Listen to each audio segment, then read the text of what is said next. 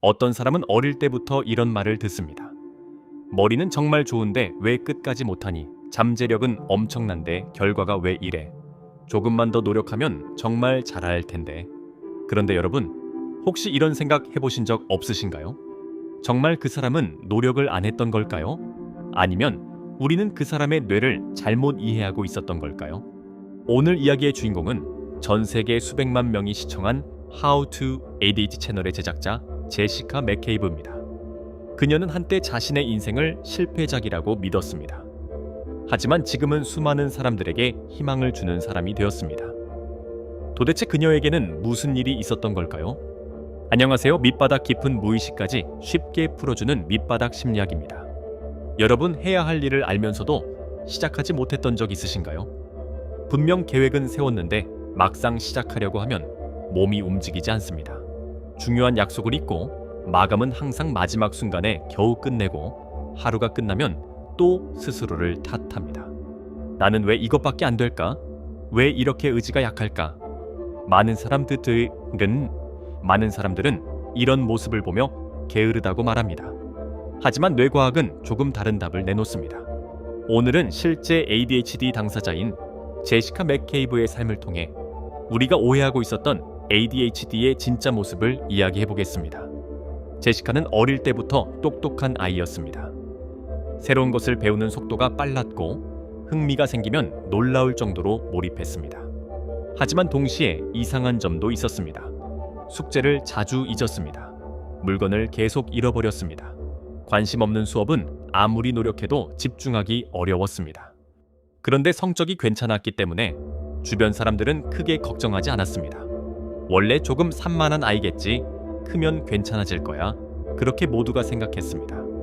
하지만 중학교와 고등학교를 지나면서 상황은 달라졌습니다. 스스로 시간을 관리해야 했고, 해야 할 일을 기억해야 했고, 여러 과제를 동시에 처리해야 했습니다. 그때부터 작은 실수들이 하나둘 쌓이기 시작했습니다. 결국 그녀는 ADHD 진단을 받았습니다. 약물 치료를 시작한 뒤 그녀는 처음으로 이런 생각을 했다고 합니다. 세상이 이렇게 조용할 수도 있었구나. 다른 사람들은 원래 이렇게 집중하며 살았던 거였구나. 처음에는 모든 것이 좋아지는 것 같았습니다. 하지만 진짜 어려움은 성인이 되면서 시작됐습니다. 대학교에서는 수업을 열심히 듣고도 행정 절차를 놓쳐 학점을 잃었습니다. 능력이 부족해서가 아니었습니다. 해야 할 일을 알고 있었지만 정작 가장 중요한 순간에 실행하지 못했던 것입니다. 직장에서도 비슷했습니다.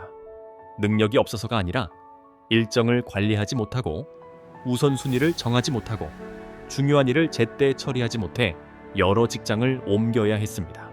결혼 생활도 오래 이어지지 못했습니다. 32살이 되었을 때 그녀는 자신에게 질문했습니다. 사람들은 내 잠재력이 크다고 했는데 그 잠재력은 대체 어디로 사라진 걸까? 그녀는 자신이 게으른 사람이라고 믿기 시작했습니다. 의지가 약한 사람, 책임감 없는 사람, 끝까지 해내지 못하는 사람. 하지만 시간이 지나면서 그녀는 아주 중요한 사실을 알게 됩니다. 문제는 의지가 아니었습니다. 지능도 아니었습니다. 바로 실행 기능이었습니다. 실행 기능은 무엇을 해야 하는지 알고 언제 시작해야 하는지 판단하고 우선순위를 정하고 집중을 유지하고 끝까지 행동을 이어가는 뇌의 시스템입니다. ADHD는 집중력이 아예 없는 것이 아닙니다. 집중을 필요한 곳에 맞추고 필요할 때 시작하고 멈추고 전환하는 과정이 어려운 것입니다. 그래서 재밌는 일에는 몇 시간이고 몰입합니다. 반대로 중요하지만 지루한 일은 아무리 해야 한다는 걸 알아도 시작하기가 너무 어렵습니다. 많은 사람들은 이것을 게으름이라고 부릅니다. 하지만 실제로는 행동을 시작하는 신호 자체가 늦게 만들어지는 경우가 많습니다. 제시카는 자신의 뇌를 이해하기 시작하면서 삶도 조금씩 달라졌습니다. 거대한 목표 대신 아주 작은 첫 행동을 만들었습니다. 공부해야 한다가 아니라 책을 펼치는 것, 운동해야 한다가 아니라 운동화를 신는 것, 보고서를 끝내야 한다가 아니라 파일을 열고 제목 한 줄을 쓰는 것, 또 해야 할 일을 머릿속에만 두지 않았습니다. 타이머를 사용했고 체크리스트를 만들었고 달력에 일정을 눈에 보이게 적었습니다.